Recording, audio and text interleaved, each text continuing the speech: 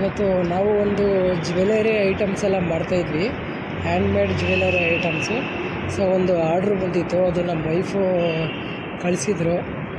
ಕಳಿಸಿದ್ರು ಇಲ್ಲಿಗೆ. ನಾನು ಸೊ ನಮ್ಮ ಭಾವನ ಹತ್ರ ಇದೆ, ಅದು ನಮ್ಮ ಬ್ರದರ್ ಹತ್ರ. ಅವರು ಇರೋದು ಇವಾಗ HALಲ್ಲಿ, ಬಟ್ ಅವರು ಸಿಲ್ಕ್ ಬೋರ್ಡಿಗೆ ಬರ್ತಾಯಿದ್ದಾರೆ. ಸೊ ಸಿಲ್ಕ್ ಬೋರ್ಡಿಗೆ ನಾನು ಜ್ಯುವೆಲರಿ ಐಟಮ್ ಈಸ್ಕೊಂಬರೋದಕ್ಕೆ ಈಗ ಮೆಟ್ರೋದಲ್ಲಿ ಹೋಗೋಣ ಅಂತ ಹೋಗ್ತಾಯಿದ್ದೀನಿ. ಜಸ್ಟ್ ನಂದು ಕೂಡ ಇವಾಗ ಡ್ಯೂಟಿ ಮುಗೀತು.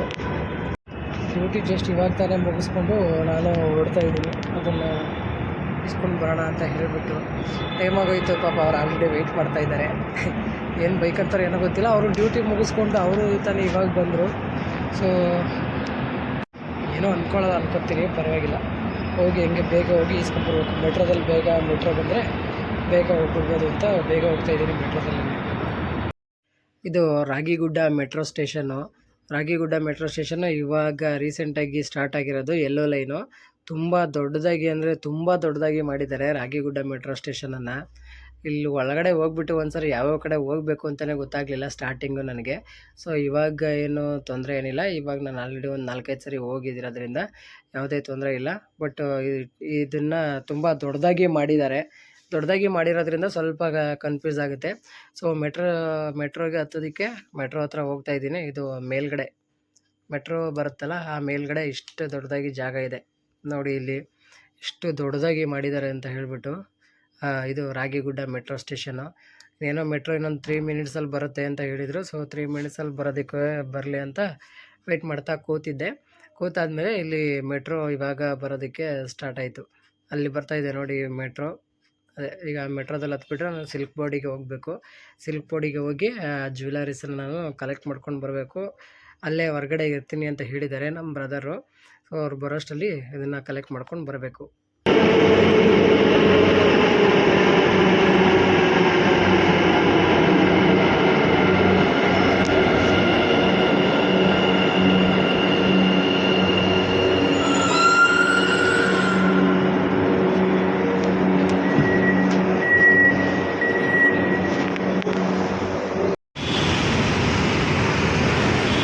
ಎಲ್ಲೋ ರೈಟ್ ಸೈಡ್ ಇದ್ದೀನಿ ಅಂತ ಹೇಳಿದರು.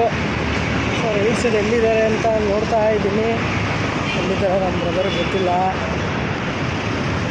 ಸಿಲ್ಕ್ ಬೋರ್ಡಿಗೆ ಬಂದೆ ಫೈನಲಿ. ಒಂದ್ಸರಿ ಕಾಲ್ ಮಾಡಬೇಕು, ಕಾಲ್ ಮಾಡಿಬಿಟ್ಟು ಸಿಗೋಣ. ಮೆಟ್ರೋ ಸ್ಟೇಷನ್ ಹತ್ರ ಈ ಕಡೆ ಬನ್ನಿ ಅಂತ ಹೇಳ್ಬಿಟ್ಟು ಆ ಕಡೆ ಬಂದವ್ರೆ. ಆ ಕಡೆ ಹೋದರೆ ಈ ಕಡೆ ಬಂದುಬಿಟ್ಟಿದ್ದಾರೆ. ಇವಾಗ ಹೋಗ್ತಾ ಇದ್ದೀವಿ. ಅವರು ಯಾವುದಾದ್ರು ಕಡೆ ಹೋಗ್ಬಿಟ್ಟಿದ್ದಾರೆ. ಸೊ ಒಂದು ಕಡೆ ಇವಾಗ ಲೊಕೇಶನ್ ಹಾಕ್ಕೊಂಡು ನೋಡಿ ಹೋಗ್ತಾ ಇದ್ದೀವಿ. ಇಲ್ಲಿಂದ ಇಲ್ಲಿ ಪಕ್ಕದ ರೋಡಲ್ಲಿ ಇದ್ರೂ ಹಿಂಗೆ ಇಷ್ಟು ಒದ್ದಾಟ ಆಗುತ್ತೆ ನೋಡಿ. ಬೆಂಗಳೂರಿನಲ್ಲಿ ಇಷ್ಟು ಕನ್ಫ್ಯೂಸ್ ಆಗುತ್ತೆ. ಅದೇ ನಮ್ಮ ಮಂಡ್ಯ ಸೈಡು ಒಂದು ಲೊಕೇಶನ್ ಹೇಳಿದ್ರೆ ಎಲ್ಲರೂ ಅಲ್ಲೇ ಓಡ್ಕೊಂಡ್ಬಿಡ್ತಾರೆ. ಏನಂತೀರಾ?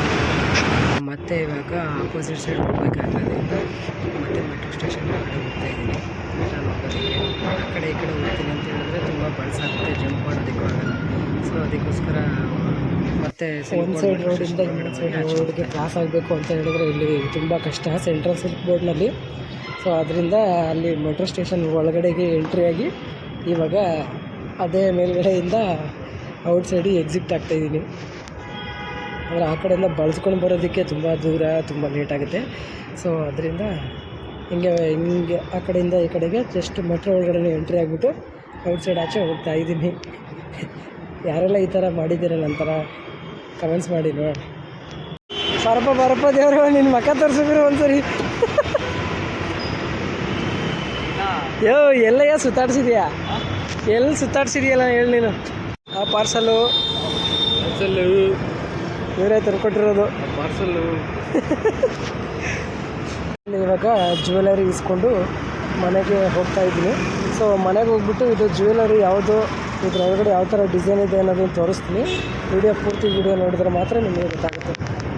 ಯಾವ ಹ್ಯಾಂಡ್ಮೇಡ್ ಜ್ಯುವೆಲರಿಗೋಸ್ಕರ ಇಷ್ಟೆಲ್ಲ ಪರದಾಡಿದ್ವಿ ಅನ್ನೋದನ್ನು ತೋರಿಸ್ತೀನಿ ನೋಡಿ. ಇದೆ ಆ ಜ್ಯುವೆಲರಿ. ನೋಡಿ ಫ್ರೆಂಡ್ಸ್, ಇದೇನೇ ಆ ಜ್ಯುವೆಲರಿ. ಇದೆ ಫ್ರೆಂಡ್ಸ್ ಆ ಜ್ಯುವೆಲರಿ ನೋಡಿ. ಇದು ನಮ್ಮ ವೈಫೇ ಮಾಡಿರೋದು ಹ್ಯಾಂಡ್ಮೇಡ್ ಜ್ಯುವೆಲರಿ.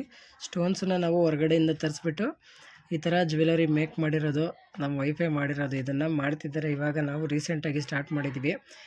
ಯಾರಿಗಾದರೂ ಜ್ಯುವೆಲರೀಸ್ ಆಗಿರ್ಬೋದು, ಅದರ ಇಯರಿಂಗ್ಸ್ ಆಗಿರ್ಬೋದು, ಏನಾದರೂ ಬೇಕು ಅಂತ ಹೇಳಿದ್ರೆ ನೀವು ಈ ವಿಡಿಯೋಗೆ ಕಮೆಂಟ್ ಮಾಡಿ, ನಾವು ಅದಕ್ಕೆ ರೆಸ್ಪಾನ್ಸ್ ಮಾಡ್ತೀವಿ. ತುಂಬ ಡಿಸೈನ್ಸ್ ಇದೆ.